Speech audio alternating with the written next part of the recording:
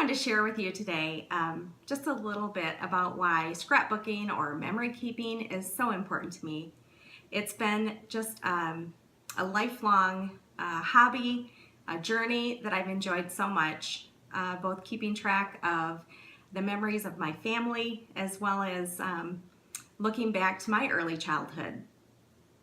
My dad was the scrapbooker in our family, and he did a few scrapbooks for both my brother and myself, and later taught us how to scrapbook. And we did that on our family vacations and of our elementary years together. And eventually, I got a little too cool for scrapbooking and let it go. And then I had children. And then I thought, oh, where can I find a scrapbook? I'd love to do that for my kids. It was 1986 and scrapbooks were nowhere to be found.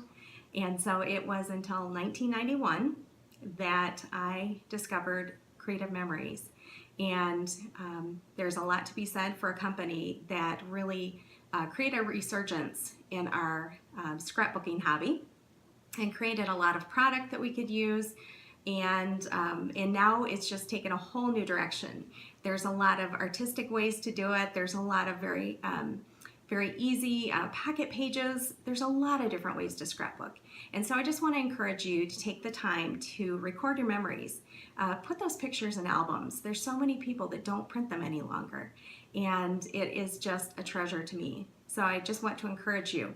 This is my first scrapbook, and my dad did the scrapbooking in the family. My mom was very creative, but it was my dad that did the scrapbooks. And so I just want to share a little bit about that with you.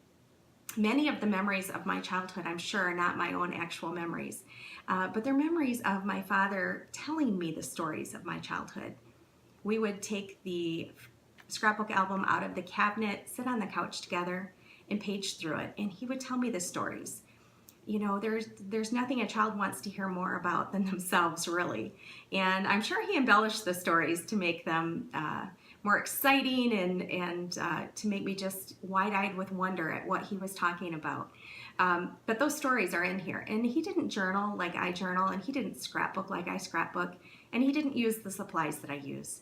But it is absolutely the most treasured thing that I own. And if my house were to catch on fire, it would be the first thing I would grab. So let me just tell you a little bit about this. This is a very old scrapbook. This was started in 1966. So that means it's almost 50 years old, and it is not acid-free, it's not lignin-free, it does not have archivally safe adhesives in it. There are no damage to any of the photographs, but there are a lot of things that are very brittle and things that are falling out. So adhesives are important. A lot of times he used just cellophane tape or some type of a glue, and they've just dried up over time, and so things are falling apart. But it's still exciting, and I wanted to share it with you. So this is my first scrapbook. This is just the little baby announcement page that he put together, which I thought was really clever.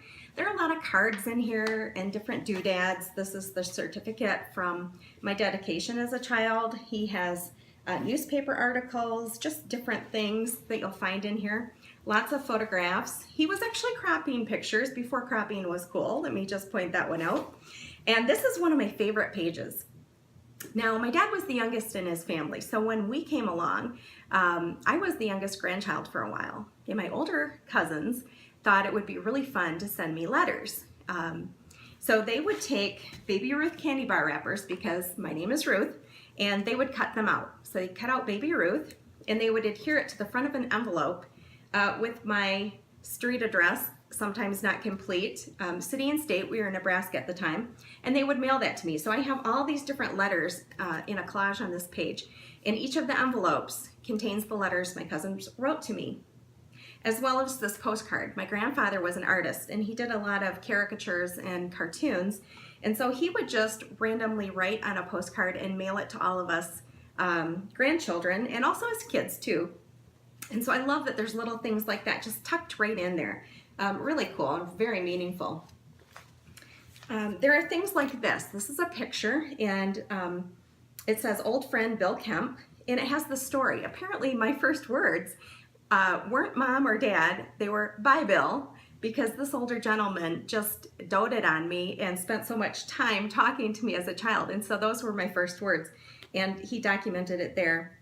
We have things like tickets and stickers and all kinds of places we went that Dad would talk about. But there's also things in here like this. This was a balloon launch that our church had. And so this postcard went up with my name on it. It went, a couple states away, and then they mailed the postcard back. That's in here. This envelope contains my first haircut. So the little pieces of that, and I can't tell you how many times as a kid I tried to take that hair out and look at it. Little cartoons, again, letters from my cousins, pictures of family that we had taken, the old-fashioned car. You'd go to the museum and you could get your picture taken. There are pages that are falling out, and there are a lot of things like the photo strips. Our family was really big on the photo strips at the mall, and so we would take all kinds of pictures with goofy faces, and there's probably no less than 50 of these in my album. So this is just a little overview of the scrapbook album from my childhood, and I just wanted to encourage you, if you have any inclination to scrapbook at all, highly encourage you to preserve those memories. Even if you only do a little bit, take the time to write down a few stories and share those with your children and your grandchildren, because I know it will be such a meaningful piece of their lives.